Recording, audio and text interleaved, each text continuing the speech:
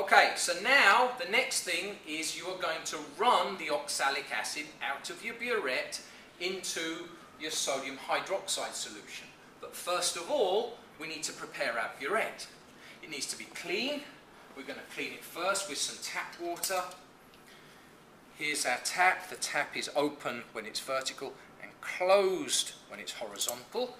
I'm going to add some tap water from a beaker.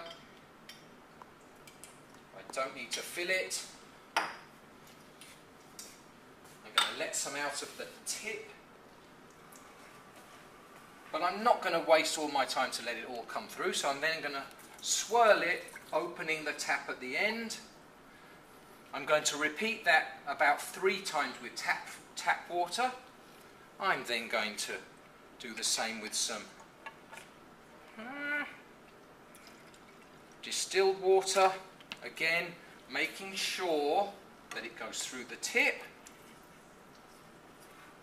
and that I swirl it out, touching all sides and opening the tap at the same time. Then give that a little shake, close the tap, dry the outside if needed,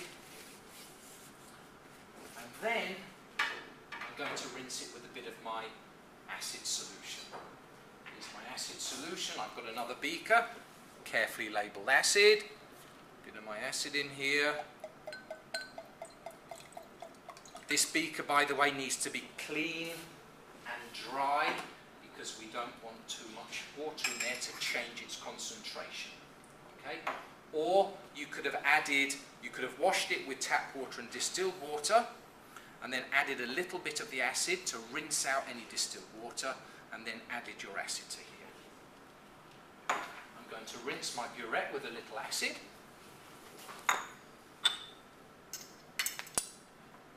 Just a little bit, I don't want to waste my acid. Through the tap. And then hold it almost horizontal and rinse that out so we get all the sides of the glass covered and let that out. Okay, then over here to my burette stand.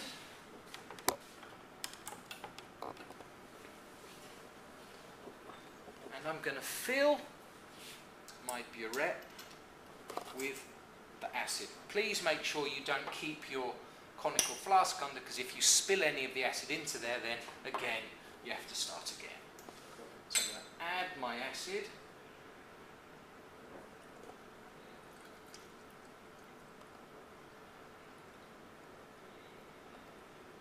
Here, I've gone slightly past the 0. So I'm just going to then add some out. You don't have to get it on 0, by the way. I've actually shot past the 0 because I'm not going to waste my time getting it to 0.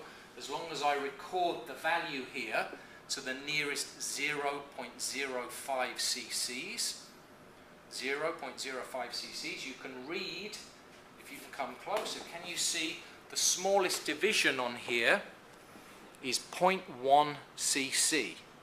You should be able to see when the bottom of the meniscus is halfway between 2, which means you can read to 0.05 cc's. So any data should be recorded to that precision. Okay. You're then going to take a note of this reading. It's 0.60 cc's. 0.60 cc's. You note that down in your results table as your initial burette reading. Oh, I've forgotten something. You need to make sure your burette tip is filled. I made sure mine was filled because I let some acid out. But if no liquid has come through here, you need to empty it until you get rid of any air bubbles from this tip. Okay? You might then need to refill your burette, perhaps, or just start with it close to the 0 point. Mine's filled. I've got my conical flask. It asks me to add some indicator. I'm going to add about 2 or 3 drops of phenolphthalein indicator.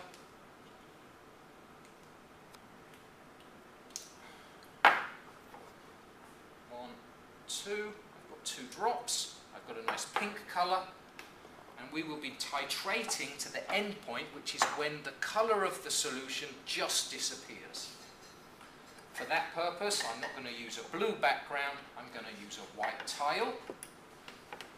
So I can see when that happens. Now, the first titration doesn't matter so much. You can go fairly quickly, but still you might get a good value. I'm right-handed, but I use my left hand to operate the burette. I wrap my fingers around, and I'm going to operate the burette with these two fingers. And with my right hand, I'm going to use that to swirl. That's what I mean by swirling. Get a nice swirl going on. I'm going to do that to mix the acid and the alkali thoroughly. And so, here we go. I'm going to... My tap is too stiff. Okay, there we go. Here we go, and I'm going to add that, swirling as I go, and you should be able to get these things just drop-wise addition as well, which you want to do as the colour starts to change. It's really awkward. Okay, there. I'm going to add that, swirling.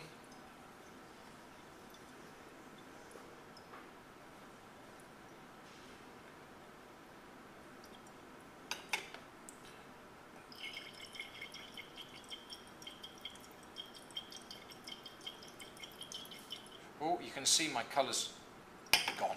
So in that case, I've gone way past the end point, okay?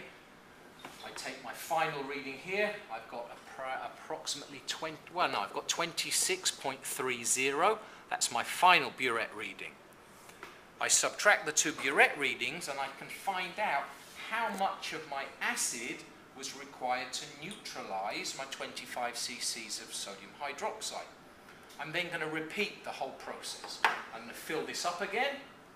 I'm going to get rid of this, empty it, wash it thoroughly with tap water, distilled water, add another 25 cc's of my sodium hydroxide with the pipette, and repeat the process. But this time, we've got a nice rough value, so we know approximately how much acid was required to neutralise the base.